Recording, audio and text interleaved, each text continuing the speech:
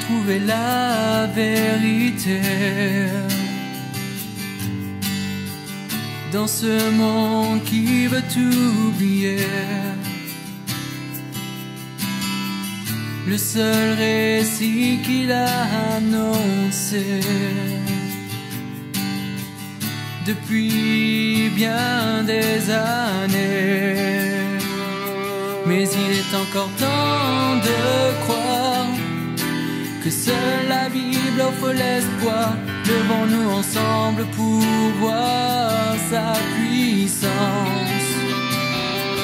Il nous suffit seulement de croire que tout ce qu'elle dit est vrai pour que notre humanité soit sauvée.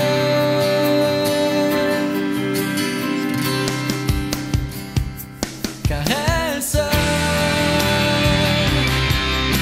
est la vérité, elle seule peut nous éclairer, car seul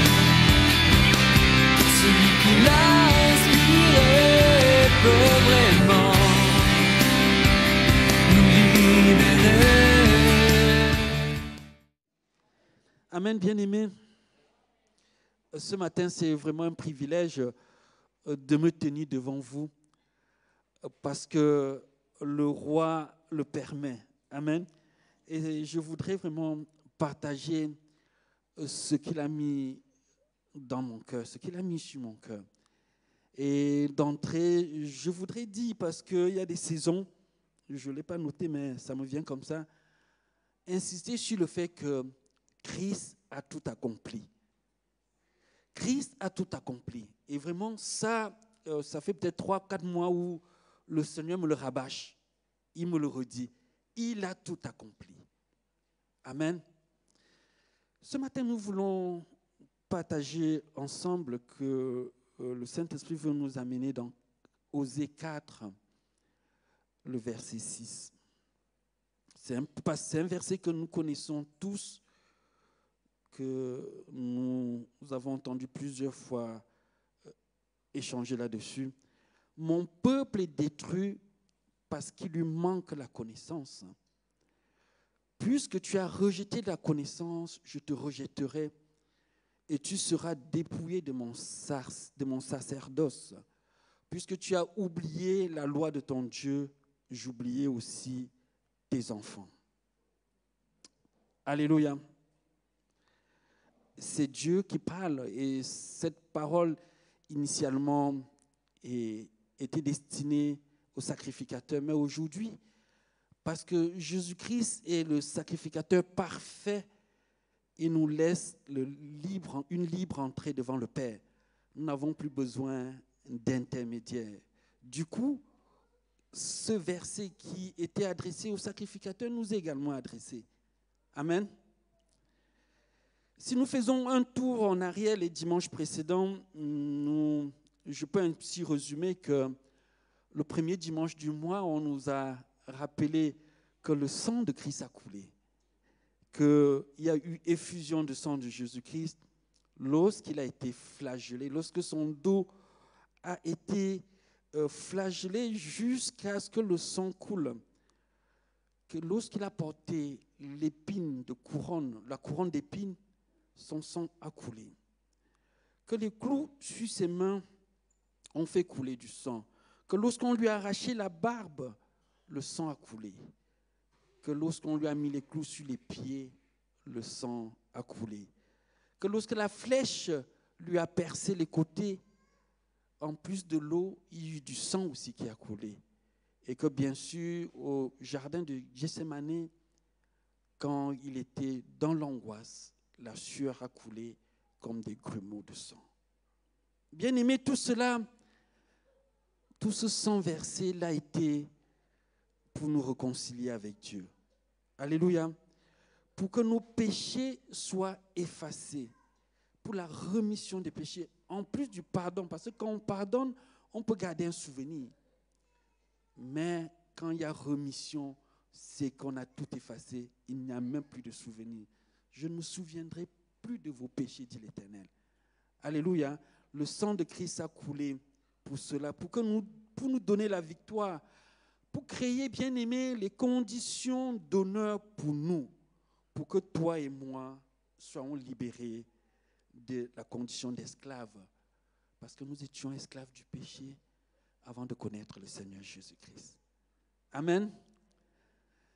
Dimanche dernier, notre bien-aimé Brunel nous a rappelé que nous devons veiller et prier.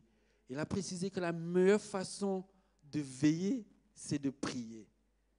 Et il a dit que, de la part du Seigneur, que les chrétiens ont de la puissance, mais ils n'en sont pas conscients. Amen. Et ce matin, le Père veut nous amener à comprendre les implications, les conséquences de tout ce qui s'est passé à la croix. Le Seigneur veut nous amener à comprendre qu'est-ce qui s'est passé à la croix, quelles ont été les conséquences pour nous, quelles ont été les dispositions découlant de ce que Jésus-Christ a fait à la croix pour nous. Mon peuple est détruit parce qu'il lui manque la connaissance. Bien-aimés, dans Jean 8 au verset 32, la parole de Dieu nous dit, c'est Jésus-Christ qui parle, « Vous connaîtrez la vérité et la vérité vous affranchira ou bien vous rendra libre. » Et au verset 6, toujours dans Jean au chapitre 14, Jésus nous apprend qu'il est le chemin, la vérité et la vie. Si nous mettons ces deux versets côte à côte, nous pouvons dire que vous connaîtrez Jésus-Christ et Jésus-Christ vous rendra libre. Amen. Je sais que nous pouvons dire comme les Juifs à l'époque, quand il a dit ça, il y a les Juifs qui ont dit, nous n'avons jamais été esclaves, pourquoi tu dis que nous devons être libres? C'est vrai que nous sommes dans une nation démocratique. C'est vrai que nous avons la liberté d'expression et que physiquement, à l'œil humain, nous avons l'impression que nous ne sommes pas esclaves.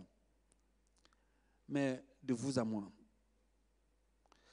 de nous à nous-mêmes, est-ce que nous ne sommes pas souvent très inquiets? Est-ce que les nouvelles qui nous parviennent par différents canaux de communication aujourd'hui, tout se sait, est-ce que ces nouvelles ne nous donnent pas de l'inquiétude, ne nous donnent pas de l'angoisse?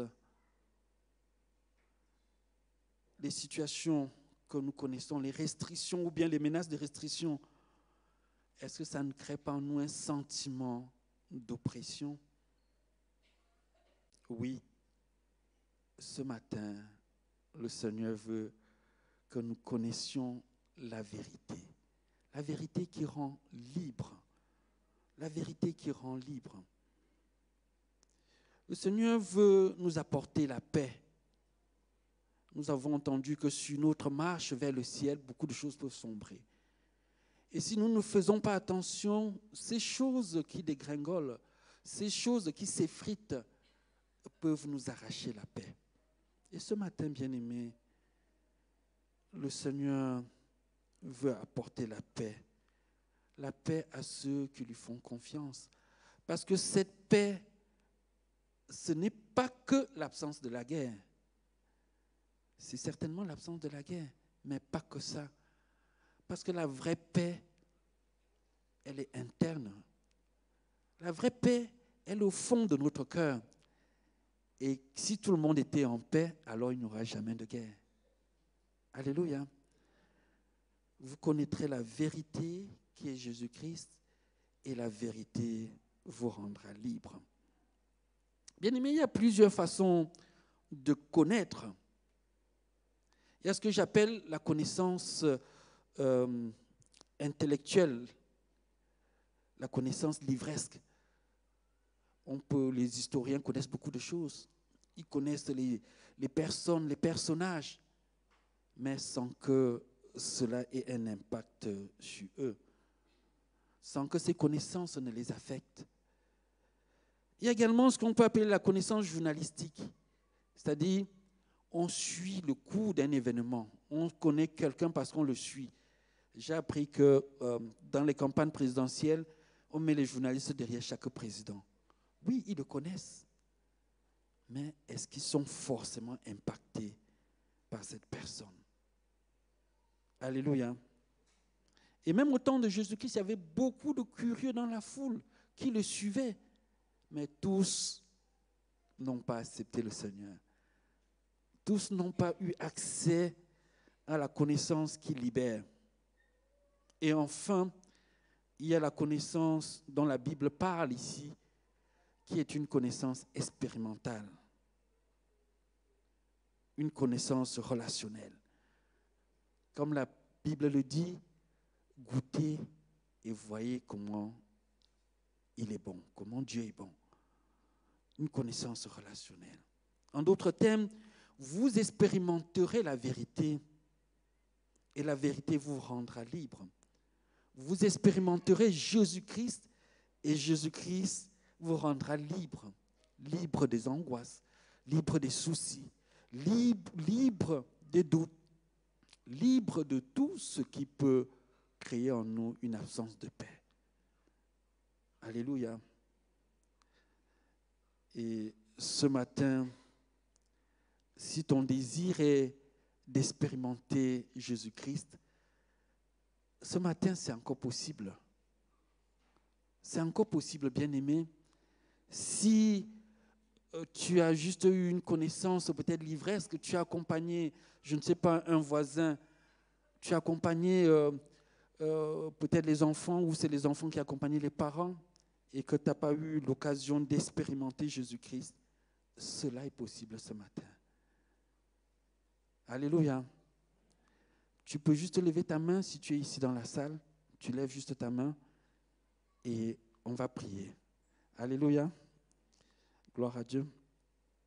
La parole de Dieu dit dans Romains 10 au verset 9, si tu confesses de ta bouche le Seigneur Jésus et si tu crois dans ton cœur que Dieu l'a ressuscité des morts, tu seras sauvé. Amen. Tu seras sauvé.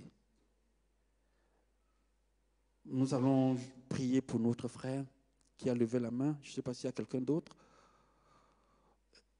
qui veut compris. Alléluia, gloire à Dieu. Nous allons prier afin que le Seigneur soit celui qui va vous accompagner, qui va vous amener dans cette connaissance relationnelle avec lui. Vous allez pouvoir lui parler comme vous parlez à quelqu'un. Il est fidèle. Il est fidèle. Oui, Seigneur, je veux te bénir parce que tu as tout accompli à la croix, Seigneur. Et ce matin, tes enfants, Seigneur, lèvent la main, pas devant des hommes, mais devant toi, pour te dire leur désir, Seigneur, d'être en relation avec toi, pour te dire leur désir de te faire confiance, Seigneur Jésus. Je te prie, Père, que ta révélation dans leur cœur soit complète et que tu les amènes à ta pleine connaissance. Que tu fasses taire dans leur cœur toute autre voie, Seigneur, susceptible de les détourner, Seigneur, de ta révélation. Et que le Saint-Esprit soit leur conseiller. Merci encore, Papa, parce que tu agis au nom de Jésus-Christ. Amen. Amen. Dans Osée 4, verset 6, la parole dit « Mon peuple périt » ou bien « Mon peuple meurt parce qu'il ne me connaît pas. » Mon peuple meurt parce qu'il ne me connaît pas. Et quand Dieu utilise le nom « mon peuple », il fait allusion à tous ceux qui lui appartiennent. Dans l'Ancien Testament, c'était uniquement pour parler du peuple d'Israël. Mais depuis la venue de Jésus-Christ, toi et moi qui avons accepté le Seigneur Jésus, nous faisons partie de ce peuple-là. Et ce que nous devons comprendre, c'est qu'on peut faire partie du peuple de Dieu et mourir, ce n'est pas que physiquement, et mourir parce que nous n'avons pas la connaissance. Alléluia. Parce que nous n'avons pas la pleine connaissance de Jésus-Christ. Vous savez, si quelqu'un vous dit « je te connais », ça veut dire qu'il est à mesure d'identifier ta voix, il est à mesure de savoir ce que tu es capable de faire, ce que tu n'es pas capable de faire. Il est à mesure de connaître beaucoup de choses de toi. Et il faut qu'il en soit de même avec nous. Si nous disons que nous connaissons Jésus, alors nous devons dire, de quoi est-il capable? Qu'est-ce qu'il a fait pour moi? Qu'est-ce qu'il peut faire pour moi? Mon peuple meurt parce qu'il ne me connaît pas. Donc, si nous ne connaissons pas ce que Dieu est capable de faire, bien aimé, nous pouvons mourir. Je ne dis pas manquer le ciel, mais je dis nous pouvons mourir dans nos projets, dans nos aspirations, dans notre santé, dans nos besoins. Nous pouvons mourir parce que nous ne savons pas ce de quoi Jésus-Christ est capable. Et ce matin, il est important pour nous de savoir de quelle connaissance il s'agit. Au point où Dieu est prêt à nous rejeter de sa face parce que vraiment, nous ne le connaissons pas. Alléluia.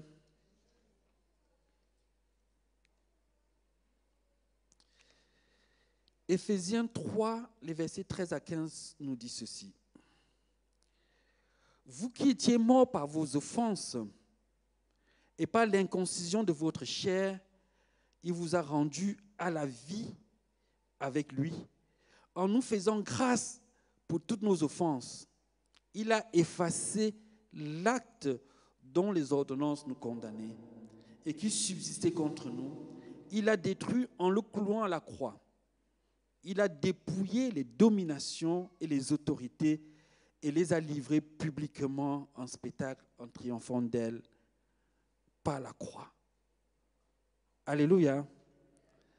L'acte dont les ordonnances nous condamnaient et qui subsistait contre nous, Jésus-Christ l'a détruit.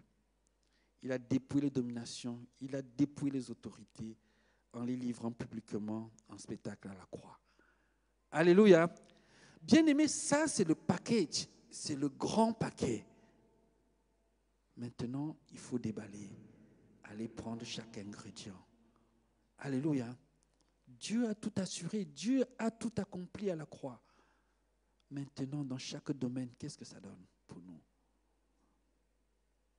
Nous étions morts par nos défenses, par nos offenses. Dieu est juste, hein? Celui qui pêche, il meurt. C'est la loi de Dieu.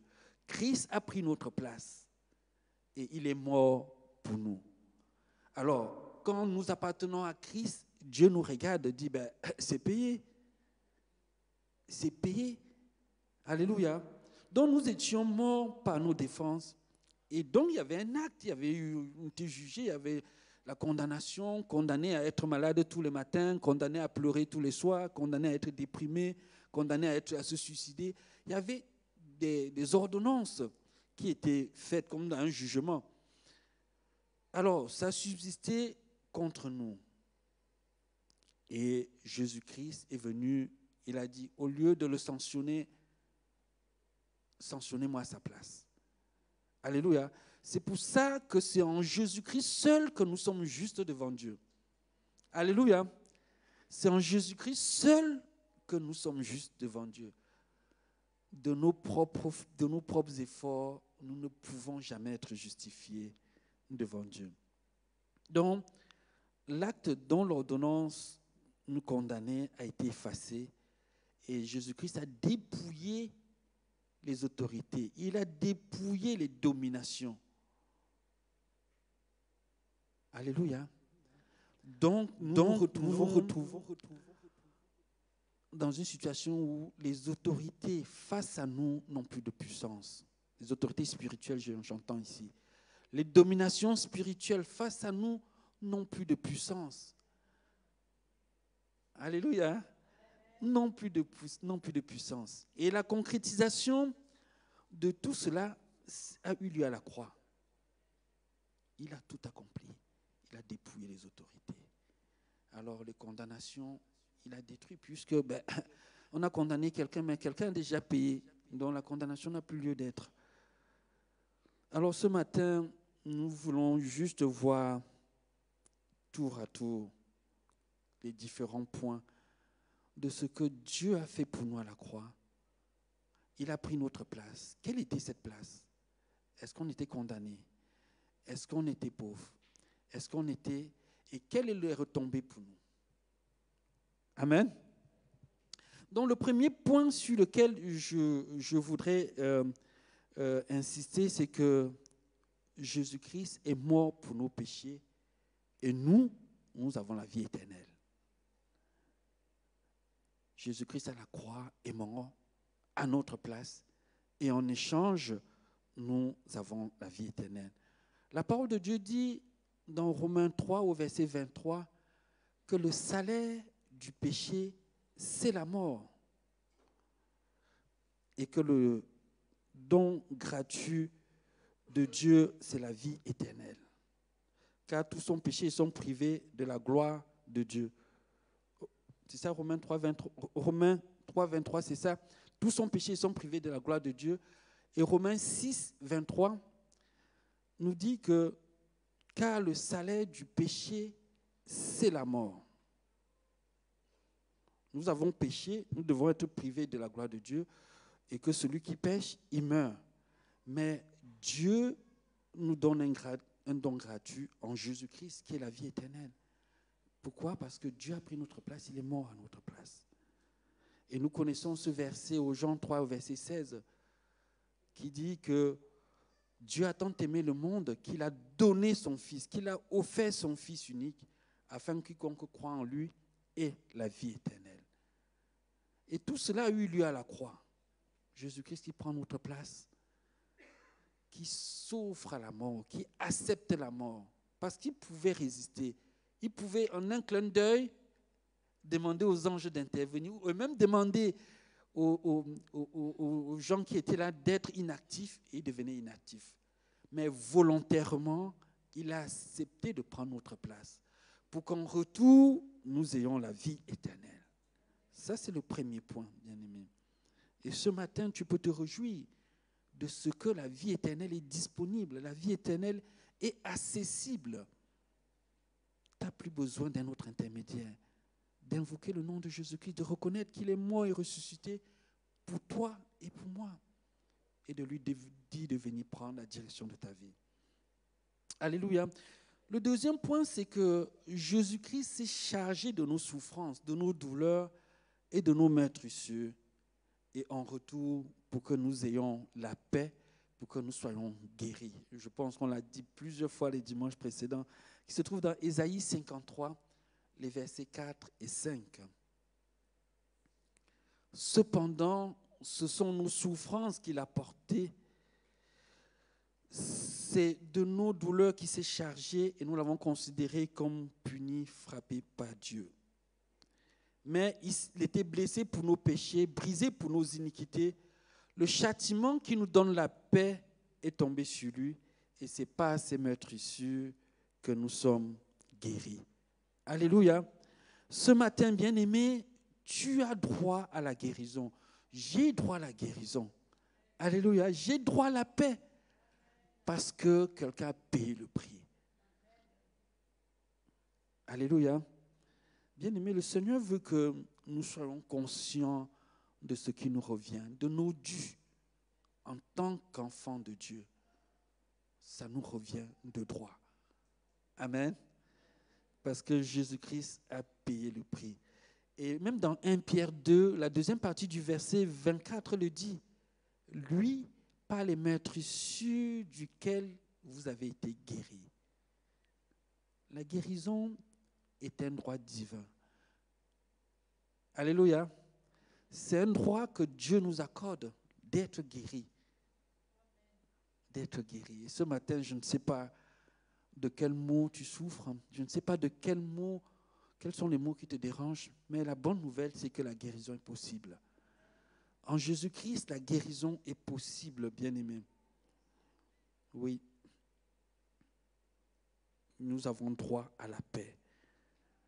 À la paix par la manière dont le monde donne. Quel que soit ce qui peut être effiloché autour de nous, et même dans nos vies, nous avons droit à la paix. Du moment où nous nous adressons au Père, du moment où nous faisons confiance à Jésus-Christ. Le troisième point, c'est que nous étions pauvres, Nous étions pauvres. Mais Jésus-Christ a pris notre pauvreté pour nous rendre riches, pour nous enrichir. Et 2 Corinthiens 8, le verset 9 nous le dit. Car vous connaissez la grâce de notre Seigneur Jésus-Christ, qui pour vous s'est fait pauvre de riche qu'il était, afin que par sa pauvreté, vous fussiez enrichis. Alléluia.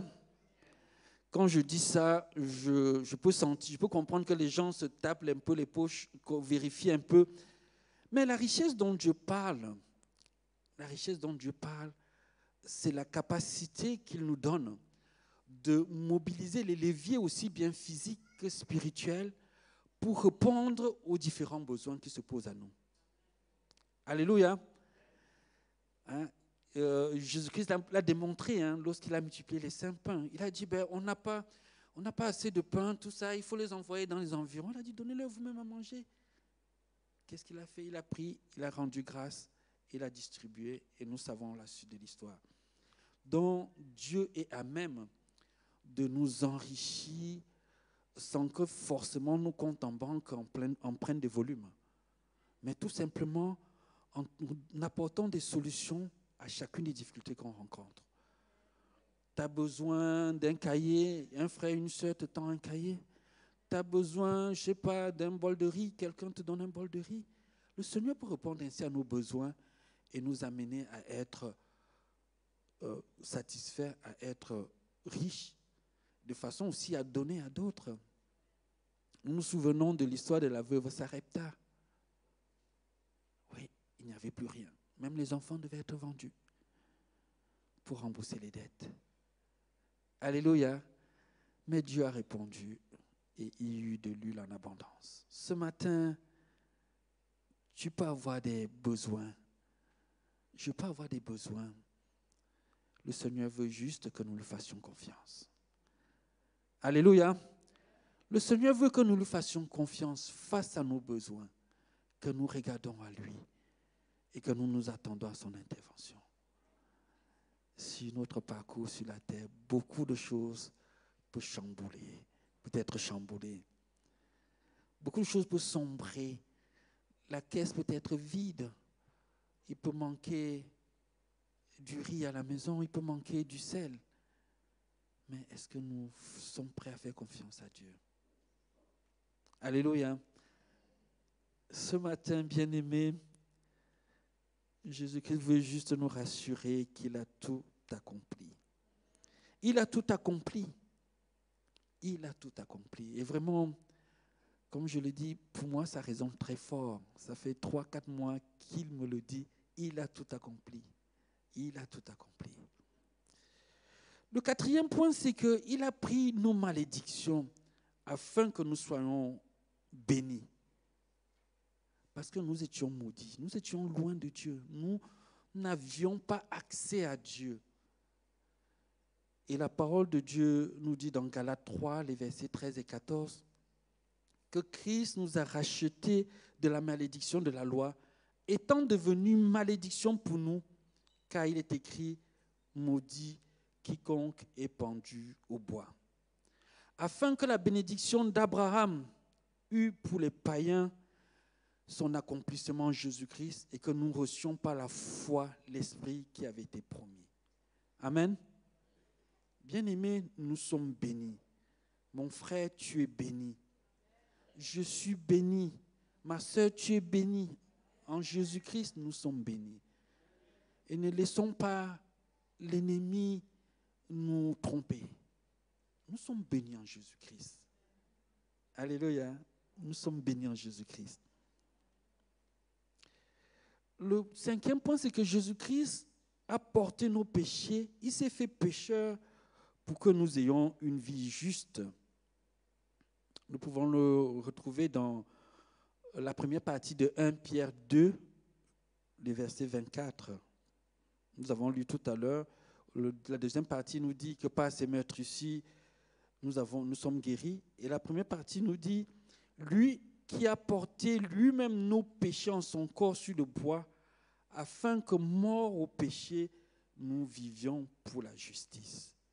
Amen. Et c'est pour ça que, je le redis, ce n'est qu'en Jésus-Christ que Dieu nous voit juste. Si nous n'avons pas Christ, nous pouvons faire des œuvres appréciables, nous pouvons faire des œuvres que les hommes vont reconnaître, mais ça ne nous ouvrira pas les portes des cieux. En Jésus-Christ seul, Dieu nous trouve justes. Ce matin, je veux dire merci Seigneur, Jésus-Christ, parce que c'est en toi que je suis trouvé juste. Alléluia. Christ a été rejeté pour toi et moi, afin que Dieu nous accepte. Alléluia. À la croix, Matthieu 27, le verset 46 nous le dit. À la croix, il a crié, mon Père, mon Dieu, pourquoi m'as-tu abandonné? Parce qu'il était chargé de ton péché, de mon péché. Et nous savons tous que devant Dieu, en présence de Dieu, point de péché. Dieu n'agrée pas le péché. Donc il a été abandonné, il a été rejeté. Alors nous, on peut être acceptés, nous avons le libre accès à Dieu parce que nos péchés ont été portés par Jésus-Christ. Et ce matin, bien-aimé, sens-toi encore libre d'aller devant le Père. Sens-toi libre de t'exprimer devant Dieu parce que tu as libre accès en Jésus-Christ. Parce qu'en Jésus-Christ, tes péchés sont pardonnés en Jésus-Christ. Et le Père t'agrée en sa présence. Amen. Jésus-Christ a été humilié. Il a porté l'opprobre, la honte que nous devions, qui nous revenait. Et il a fait pour que nous soyons élevés, pour que nous expérimentons la vie de Dieu.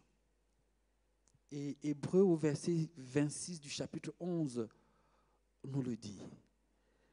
Regardons l'opprobre de Christ comme une richesse, c'est-à-dire la honte de Christ est pour nous une richesse plus grande que les trésors de l'Égypte, car il avait les yeux fixés sur la rémunération. Amen. Dieu a porté la honte pour que nous soyons élevés, pour que nous soyons agréés. Ce matin, bien-aimés, le Seigneur veut que nous comprenions ces éléments qui sont importants pour persévérer.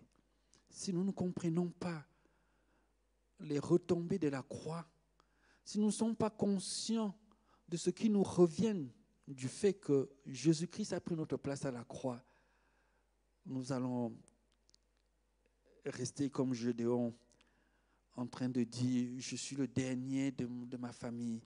Ma famille ne connaît personne. » Oh, voilà, en train de cacher le peu qu'on a. On ne faut pas, il faut faire vite, de peur que. Oui, même si la peur peut s'aimer le doute, nous devons savoir que notre Dieu est fidèle. Notre Dieu est fidèle, il a tout accompli. Oui, il n'y a donc aucune condamnation pour ceux qui sont en Christ, nous dit Romains 8, le verset 1. Nous sommes en Christ. Soyons fiers d'être en Christ. Parce qu'il a fait ce qu'il faut pour que Dieu nous agrée, pour que Dieu nous accepte, pour que nous puissions communiquer avec le Père. Il a fait le nécessaire. Et ce matin, nous pouvons juste nous tenir debout pour encore élever la voix et lui dire merci. Merci pour ce qu'il a fait à la croix. Merci pour ce qu'il a fait pour nous. Pour que toi et moi puissions nous tenir devant le Père. Non pas parce que nous sommes trop méritants, mais parce que le Père nous voit en Jésus-Christ. Alors, nous pouvons nous exprimer librement. Je veux juste nous inviter, bien-aimés, à élever la voix et à dire merci à Dieu de ce que Jésus-Christ a payé le prix. Oui, Seigneur, je veux te rendre toute la gloire, Seigneur, parce que tu, ô Père, tu nous donnes droit au salut. Tu rends le salut accessible à l'être humain. Et je veux te dire merci. Parce que la santé, Seigneur Jésus-Christ, tu la rends disponible pour nous, Seigneur. Et ce matin encore, je veux te bénir pour les guérisons que tu opères, Seigneur, en ce lieu. Je te dis merci, Seigneur, pour les vies que tu restaures. Je veux te dire merci, Seigneur, pour la paix que tu donnes, Seigneur Jésus-Christ. Oh Père, tu donnes la paix dans les cœurs, Seigneur, la paix dans les familles, entre mari et épouse, entre les parents et les enfants, entre les enfants, Seigneur, entre les voisins, Seigneur. Tu donnes la paix. Et je veux te dire merci, Seigneur Jésus. Oh Père, nous ne voulons plus, Seigneur, être intimidés, Seigneur Jésus-Christ, par ce que nos yeux voient. Mais Père, tu nous donnes de regarder à toi. Et ce matin, nous regardons à toi et nous voulons te dire merci. Merci parce que tu nous donnes la victoire. La victoire, Seigneur, sur la peur. La victoire, Seigneur Jésus-Christ, sur Seigneur Jésus-Christ. Oh Père, le mésentendre. Tu donnes à nos aspirations d'être sanctifiés par toi. Et nous voulons, Seigneur Jésus-Christ, te dire merci. Merci, Seigneur. Merci pour la connaissance que tu nous donnes ce matin. Oh Père, que la gloire te revienne. Tu ne nous laisses pas périr, Seigneur Jésus-Christ, parce que tu nous donnes la connaissance nécessaire. Merci au nom de Jésus-Christ. Amen. Amen.